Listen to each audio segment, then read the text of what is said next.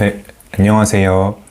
네, 이번 영상에서는 지난 영상에서 말씀드린 대로 자소서의 각각 구체적 항목을 어떻게 작성하면 좋을지 알아볼게요. 가장 먼저 지원 동기입니다. 자소서를 쓰려고 보면 보통 가장 먼저 나오는 항목이 지원 동기입니다. 그런데 이 지원 동기가 취업 준비생들을 굉장히 당황스럽게 만들어요. 왜냐하면 취업 준비를 하다 보면 평소에 전혀 관심이 없던 회사 또는 업계, 또 한 번도 생각해보지 않았던 직무에 대해서 지원하는 경우가 종종 있거든요. 그런 경우 매우 막막해지는데요.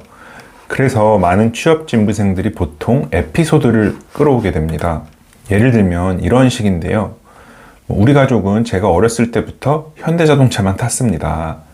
근 20년간 현대차만 타면서 저는 자동차에 관심을 갖게 됐고 자연스럽게 현대차라는 회사에 대해서도 큰 관심을 갖게 됐습니다.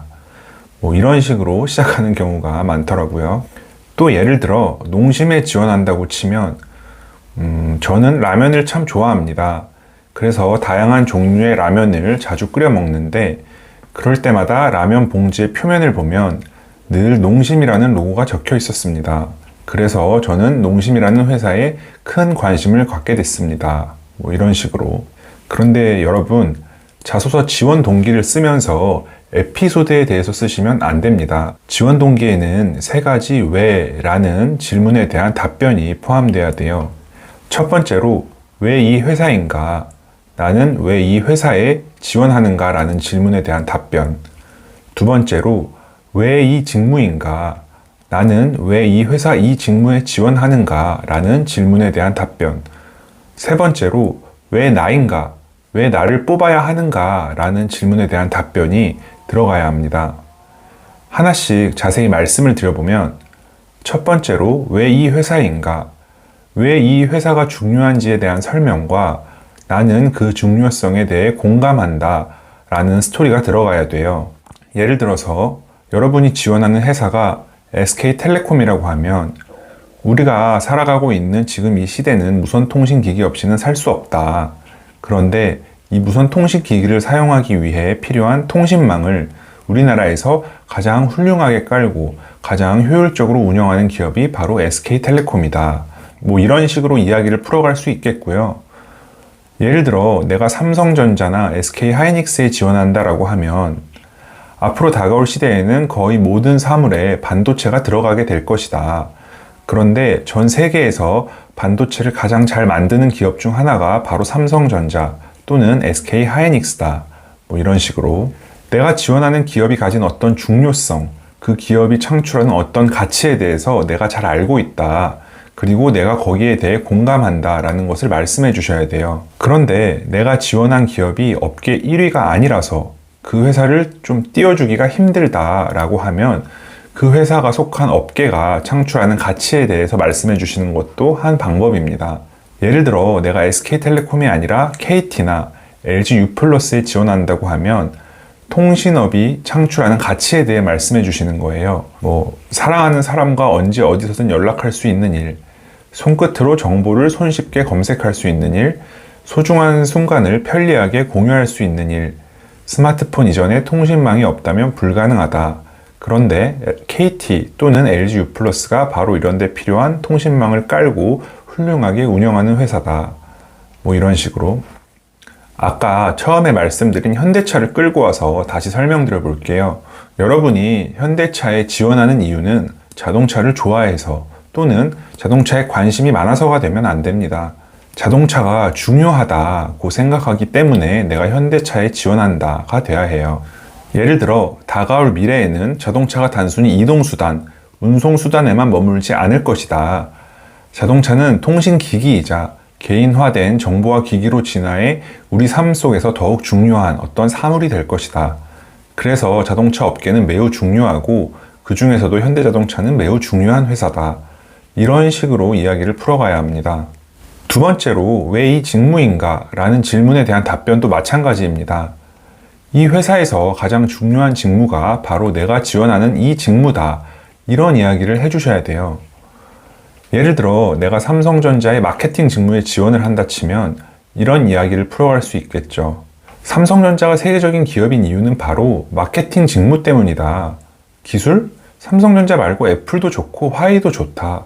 그런데 삼성이 세계적인 기업일 수 있는 이유는 고객과의 어떤 커뮤니케이션, 고객을 대상으로 한 마케팅이 훌륭하기 때문이다. 이런 식으로 이야기를 풀어가야 합니다. 보편적인 직무 말고 특이한 직무에 대해서 한번 이야기를 해볼까요?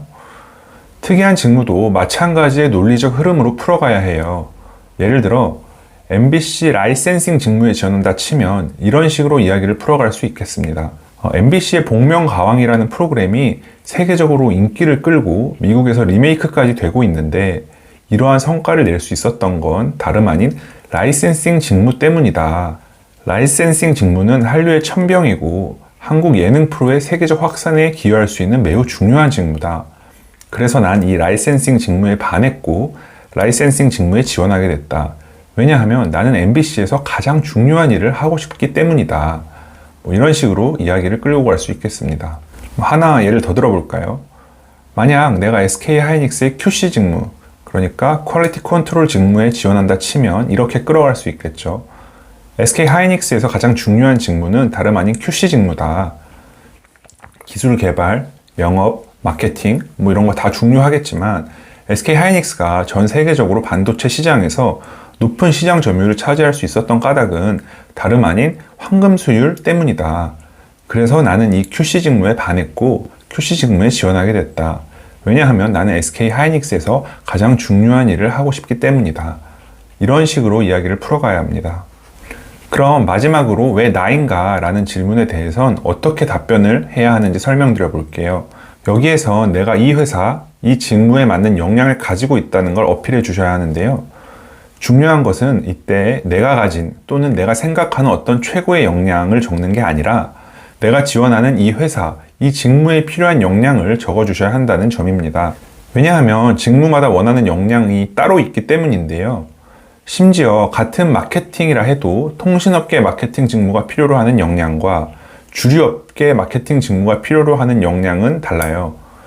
통신업계의 마케팅 직무의 경우 아시다시피 보조금, 정책, 프로모션, 가격 전략 이런 것들이 중요하기 때문에 어필해야 하는 역량은 나 숫자에 강하다. 숫자 관련해 머리 빨리빨리 돌아가는 사람이다. 이런 것들이 돼야 해요. 반면 주류업계 마케팅의 경우에는 판로를 개척하고 식당들과 네트워킹이 필요하고 이런 특성이 있기 때문에 그런 것들과 관련된 역량을 어필하셔야 합니다. 그리고 보통 역량을 쓰라고 하면 적극성, 책임감, 열정 이런 것에 대해서 쓰시는 경우가 많은데요. 이런 것들은 엄밀히 말하면 역량이 아닙니다. 어떤 의지의 표현이지 역량이라고는 할 수 없어요. 산업과 직무와 직접적으로 관련해 표현할 수 있는 것이 바로 역량입니다. 이런 점을 고려하셔서 왜 나인가에 대해서 적어주시면 되겠습니다. 결론을 말씀드리면 지원 동기에는 내가 이 회사가 좋아서 지원한다 가 아니라 내가 이 회사의 가치 창출에 동참하고 싶어서 지원한다. 그리고 내가 그 가치 창출을 하는데 쓸모가 있는 놈이다 라는 내용이 들어가야 한다는 겁니다. 다시 말해 이 회사의 비전과 나의 비전이 공명하기 때문에 내가 여기에 지원한다 라는 점이 어필이 돼야 해요. 그렇다면 내가 가진 역량은 어떻게 보여줄 수 있을까요? 내가 가진 역량은 스토리로 보여주시면 좋습니다. 아까 말씀드렸다시피 내가 제일 자신 있는 역량이 아니라 이 직무가 필요로 하는 역량을 3가지 정도로 추리시면 좋아요. 다른 이유에서가 아니라 기억하기 좋으니까 3가지가. 그리고 이 역량을 한 단어로 표현하는 방법을 고민해 보시면 좋습니다.